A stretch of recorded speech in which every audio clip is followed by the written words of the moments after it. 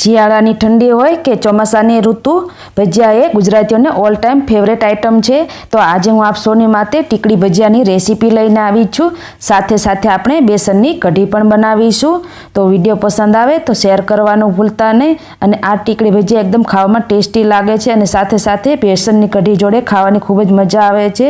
અને ખાસ કરીને ઠંડીની મોસમ હોય કે વરસાદની સિઝન, ખાવાની મજા પડી જાય છે। તો વિડીયો પસંદ આવે તો શેર કરી કમેન્ટ કરીને જરૂરથી જણાવજો।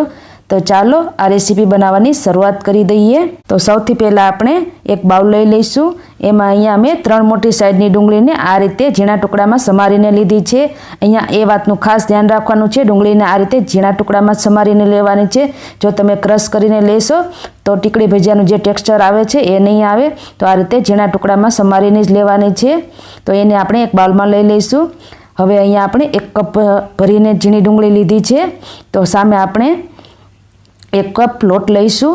અત્યારે આપણે સૌથી પહેલાં મસાલા ઉમેરી દઈશું। તો 1.5 ચમચી જેટલું ક્રશ કરેલા આદુ મરચાં અને લસણ ઉમેરી દઈશું। તીખાશ તમારા ટેસ્ટ પ્રમાણે વધારે ઓછી કરી શકો છો। હવે બધા મસાલા ઉમેરી દઈએ। અડધી ચમચી હળદર પાવડર, 1 ચમચી લાલ મરચું પાવડર, 1 ચમચી ધાણા જીરું પાવડર અને થોડી હિંગ ઉમેરી દઈશું।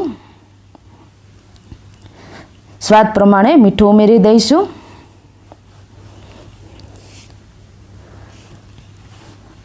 હવે આપણા મસાલા થઈ ગયા છે। તો હવે એમાં આપણે 1 લીંબુનો રસ ઉમેરી દઈશું અને સાથે સાથે જ આપણે 1 ચમચી જેટલી ખાંડ ઉમેરી દઈશું। અહીંયા આ ભજીયામાં ખાટો મીઠો ટેસ્ટ ખૂબ જ સરસ લાગે છે। હવે એમાં ફ્રેશ લીલા ધાણા ઉમેરી દેવાના છે। હવે આ બધી વસ્તુને સરસ રીતે મિક્સ કરી દઈશું। અહીંયા બધું સરસ રીતે મિક્સ થઈ જાય ત્યારબાદ આપણે એમાં ચણાનો લોટ ઉમેરવાનો છે। અહીંયા આપણે 1 કપ જેટલી ઝીણી સમારેલી ડુંગળી લીધી હતી, 3 મોટી સાઈઝની। તો એની સામે આપણે 1 કપ ભરીને ચણાનો લોટ ઉમેરીશું। જેટલી ડુંગળી હોય એ પ્રમાણે આપણે અહીંયા લોટ લઈ લેવાનો છે। તમે જેટલા ભજીયા બનાવવા માંગતા હોય અને જેટલી ડુંગળી લીધી હોય એની સામે આપણે એટલો લોટ લઈ લેવાનો છે। હવે લોટને આપણે સરસ રીતે મિક્સ કરી દઈશું। સૌથી પહેલાં ડુંગળીમાં મિક્સ કરી દેવાનું છે અને જરૂર લાગે એટલું પાણી ઉમેરીને આપણે આનું કઠણ બેટર બનાવવાનું છે। અહીંયા બેટર આપણું ઢીલું ન થઈ જાય એ વાતનું ખાસ ધ્યાન રાખવાનું। અહીંયા આપણે આ બેટર લચકા પડતું રાખવાનું છે।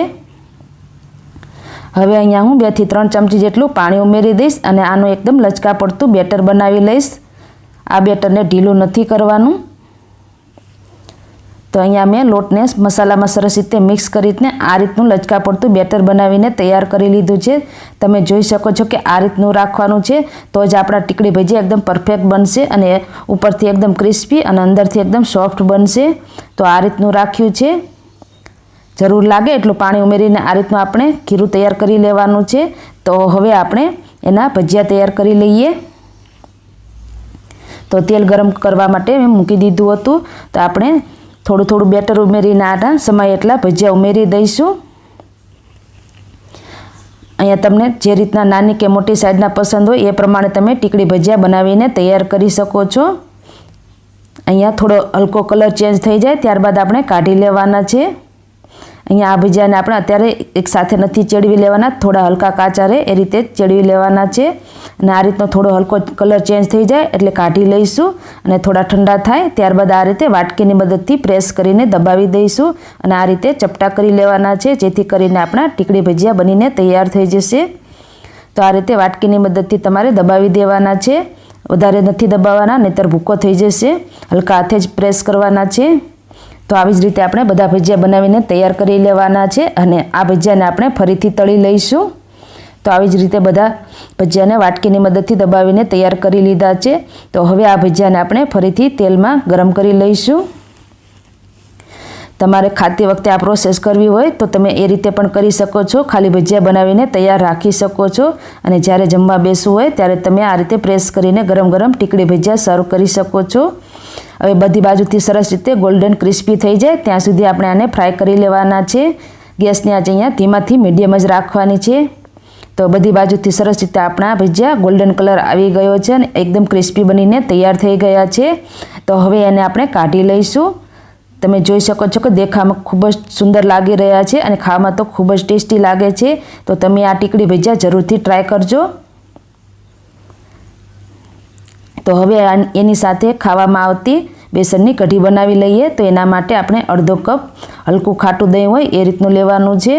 અડધો કપ દહીં હોય તો એની સામે અડધો એટલે કે 1/4 કપ જેટલો બેસન લઈ લઈશું.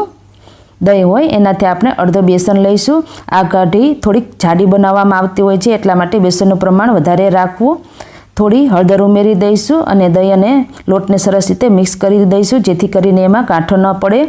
અને અડધો કપ જેટલું પાણી ઉમેરીશું. જરૂર લાગે તો આપણે બીજું પાણી બાદમાં ઉમેરીશું. અત્યારે અડધો કપ જેટલું પાણી ઉમેરી દઈશું અને આનું આપણે બેટર બનાવીને તૈયાર કરી લઈશું. તો અહીંયા આપણું આ રીતનું બેટર બનીને તૈયાર થઈ ગયું છે. તો આ રીતે રાખવાનું છે. જરૂર લાગે તો આપણે બીજું પાણી બાદમાં ઉમેરીશું. તો હવે આનો આપણે વઘાર કરી લઈએ. વઘાર માટે એક પેનમાં આપણે 1 ચમચી તેલ ગરમ કરી લઈશું. તેલ આપણું સરસ રીતે ગરમ થઈ જાય એટલે એમાં આપણે અડધી ચમચી જેટલી રાઈ અને થોડી હિંગ ઉમેરી દઈશું. હિંગ ઉમેરીને આપણે મીઠા લીમડાના પાન ઉમેરી દઈશું અને 2 લીલા મરચાંને આ રીતે રાઉન્ડ શેપમાં કટ કરી લીધા છે તો એ પણ ઉમેરી દઈશું. તીખાશ તમારા ટેસ્ટ પ્રમાણે વધારે ઓછી કરી શકો છો. મરચાંને આપણે 1 મિનિટ માટે સરસ રીતે સાંતળી લઈશું.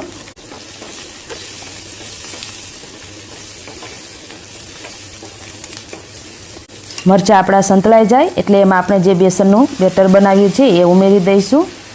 અહીંયા મને પાણી થોડું ઓછું લાગે છે તો હું બીજું 1/4 કપ જેટલું પાણી ઉમેરી દઈશ. તમારે તમારા ટેસ્ટ પ્રમાણે કઢીને એડજસ્ટ કરી લેવાની છે. જે રીતને તમને જાડી કે પાતળી પસંદ હોય એ પ્રમાણે બનાવી લેવાની છે. આ ભજીયા જોડે ખાવામાં કઢી થોડી જાડી હોય છે તો આ કઢીને સરસ રીતે પકાવી લીધી છે. તો એમાં આપણે 1 ચમચી જેટલી ખાંડ, સ્વાદ પ્રમાણે મીઠું અને 1 ચમચી ધાણા જીરું પાવડર ઉમેરી દઈશું. તો આપણી આ કઢી માત્ર 2 જ મિનિટમાં બનીને તૈયાર થઈ જાય છે. બનાવતા બિલકુલ વાર નથી લાગતી અને આ ભજીયા જોડે આ કઢી ખાવાની ખૂબ જ મજા આવે છે. તો હવે આપણે ગેસની આંચ બંધ કરી દઈશું અને એકદમ ટેસ્ટી આપણી આ ભજીયા જોડે ખાવામાંથી કઢી પણ બનીને તૈયાર થઈ ગઈ છે. આ રીતની રાખવાની છે. હજુ ઠંડી થશે એટલે વધારે ગાઢી થશે એટલે આપણે ગેસની આંચ બંધ કરી દઈશું. તો અહીંયા આપણે આ ભજીયાને કઢીને સર્વ કરી લીધા છે. સાથે સાથે તળેલા મરચાં પણ તમે સર્વ કરી શકો છો. તમે જોઈ શકો છો કે ઉપરથી એકદમ ક્રિસ્પી અને અંદરથી એકદમ સોફ્ટ બને છે. તો હું તમને એક તોડીને પણ બતાવું. ઉપરથી એકદમ ક્રિસ્પી બને છે અને અંદરથી એકદમ સોફ્ટ બને છે. આ ટીકડી ભજીયા જોડે આ કઢી ખાવાની ખૂબ જ મજા આવે છે. તો તમે આ રીતે ઘરે એકવાર જરૂરથી ટ્રાય કરજો. ઘરના બધા લોકોને ખૂબ જ પસંદ આવશે. અને તમે ચા જોડે પણ સર્વ કરી શકો છો. તો વિડીયો તમને કેવો લાગ્યો એ કમેન્ટમાં જણાવવાનું ભૂલતા નહીં. અને પસંદ આવે તો તમારા ફ્રેન્ડ્સ અને ફેમિલી ગ્રુપમાં શેર કરજો. ફરી મળીશું આવા જ નવા વિડીયો સાથે. ત્યાં સુધી આવજો.